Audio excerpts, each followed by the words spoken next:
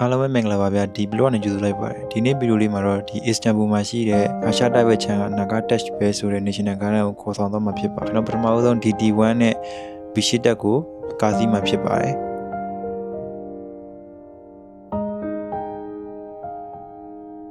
ကားနဲ့ကကျွန်တော်တို့ဒီ Texan တို့ဘာလို့ဖြတ်ပြီးတော့15မိနစ်တော့စီးရတာပေါ့နော်ဒါကတော့ကျွန်တော်တူရကီနိုင်ငံရဲ့နာမည်ကြီးဘောလုံးအသင်းတွေကတသင်းဖြစ်တဲ့ Bishi တက်ကိုပဲဖြစ်ပါတယ်သာသာချင်းတော့ကျွန်တော်တို့ဒီဂျပန်ပန်းညံသွားမယ်ဆိုပြီးလောက်တာပေါ့နော်ဒါပေမဲ့ဒီပိတ်ရလည်းဖြစ်တော့လူတွေရမ်းများတဲ့အတွက်ကျွန်တော်တို့ဂျပန်ပန်းညံသွားဖို့ဘယ်လိုမှအဆင်မပြေဘူးဒါကြောင့်မလို့ကျွန်တော်တို့ဒါ Uskudar ဘက်ကိုသွားမယ်ဆိုပြီး plan change ခဲ့တယ်အဲကြောင့်ကျွန်တော်တို့ဒီ Bishi တက်မှာရှိတဲ့တင်မောစိတ်ကနေပြီးတော့ Uskudar ကိုပေါ့နော်ဒါစတင်သွားနေဖြစ်ပါတယ်ကျွန်တော်တို့ဒီ Uskudar ကိုသွားဖို့အတွက်ဒီမှာလက်မှတ်ဖြည့်ရတာပေါ့နော်အဲမှာကျွန်တော် Istanbul ကတ်ကိုကတ်ထည့်ပြီးတော့ဖြည့်ရတယ်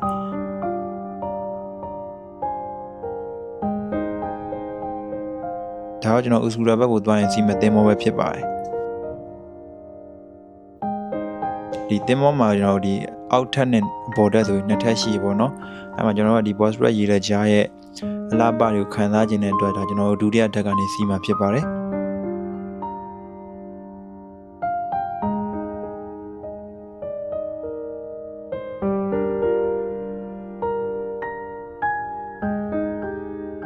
ဒါပိတ်ရဖြစ်တဲ့အတွက်ကျွန်တော်တို့ဒါအရန်လူများရပေါ့နော်ဒါတော့အခုကတင်မောစားထွက်နေပြီဖြစ်ပါတယ်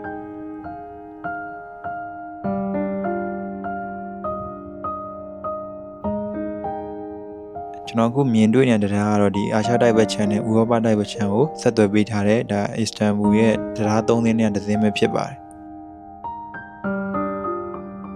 အခုကကျွန်တော် Uskudar ဘက်ကိုတင်မောစားထွက်နေပဲဖြစ်ပါတယ်ဒီရှေ့မှာလမ်းမြင်နေရတာကျွန်တော် Uskudar ဘက်ကကမ်းခြေပဲဖြစ်ပါတယ်အခုတော့ဒါတင်မောစစိုက်ပြီပေါ့နော် Uskudar ကိုကမ်းခြေကိုစဝင်ပြီအဲ့မှာကျွန်တော်ဘာမှမစားသေးရနဲ့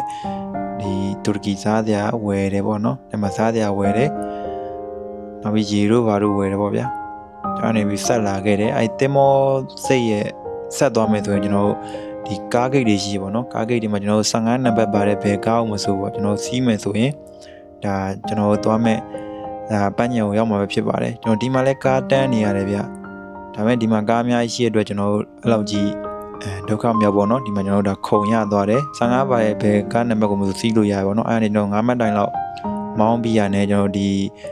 လမ်းသွေးတွေ့ရတယ်ဒါကျွန်တော်ဆင်းမယ်ပေါ့နော်အဲ့ဒီမှာကျွန်တော်မှတ်တိုင်ရနေပြီးအပေါ်ထပ်တက်မယ်လမ်းလျှောက်မယ်ပေါ့နော်10မိနစ်ကြောက်ကြတဲ့အခါမှာကျွန်တော်တို့ဒီကုန်းကျော်ကြီးတွေ့မယ်အဲကုန်းကျော်ကနေပြီးတော့ကျွန်တော်ညာဘက်မှာရှိတဲ့ဝင်ပေါက်ကနေပြီးတော့ဒါပန်းညံကိုစဝင်ရတော့မှာဖြစ်ပါတယ်ကျွန်တော်တို့နိုင်ငံခြားရောက်ရင်ပေါ့နော်ဒီတက်လန်းနေကြီးပဲဆိုတော့မှန်ပါတယ်ကျွန်တော်ဒီပန်းညံကိုလာမယ်ဆိုရင်တော့တောက်လျှောက်အတက်တွေပဲဖြစ်ပါတယ်ဒါကြောင့်ဒီတက်လုံကောင်းမှုလည်းလိုတယ်ပေါ့နော်ထုံးစံတိုင်းပဲဒါပိတ်ရက်လည်းဖြစ်တဲ့အတွက်လူတွေရမ်းများတယ်ကျွန်တော်ဒီပန်းညံတွေမှာဘာတွေရှိလဲဆိုတော့ဒီအဓိကကတော့ကျွန်တော်ဟို view point တစ်ခုရှိရပေါ့နော်ဒါဒီပန်းညံ main pointနောက်ပြီးဒီကလေးတွေကစားတဲ့နေရာတွေနောက်ပြီးအဓိက relax ဖြစ်တဲ့နေရာတွေအများကြီးရှိတယ်ဒီခုံတွေလည်းချပြီးထားတယ်ပိတ်ရက်ဆိုတော့ကျွန်တော်လူရမ်းများတဲ့အတွက်ကျွန်တော်ခုံလွတ်တာမရှိဘူးခုတော့ဒါ main point ဖြစ်တဲ့ဒါ view point ကိုသွားတာဖြစ်တယ်ပေါ့နော်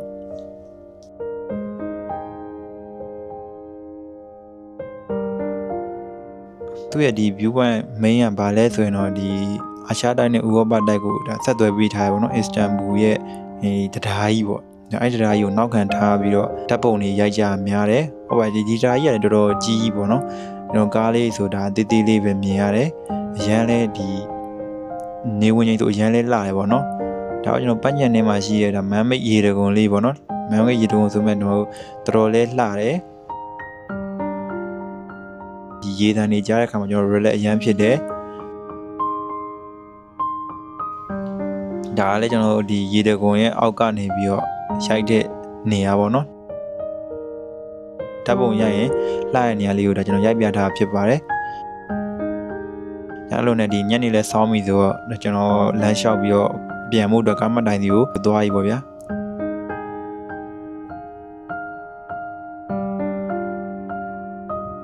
ညနေစီးတာချိန်မှာကလာတာဝါနဲ့နေဝင်စီးတာလှအောင်ဒါခံစားခြင်းတဲ့အတွက်ကျွန်တော်ကတော့ဒီ MNino ဘက်ကပြန်ခဲ့ရဖြစ်ပါတယ်ဟုတ်ကဲ့ပါဒီ ဒီနေ့ဗီဒီယိုလေးတော့ဒီလောက်ပါပဲတူရကီမှာရှိရတဲ့လေစရာစိတ်ဝင်စားစရာနေရာလေးတွေကိုဒါစူးစမ်းရှာဖွေပြီးတော့တင်ဆက်ပေးသွားမှာဖြစ်ပါတယ်အားလုံးကျေးဇူးအများကြီးတင်ပါတယ်နောက်ဗီဒီယိုတွေမှာပြန်လည်ဆုံတွေ့ပါအောင်မယ်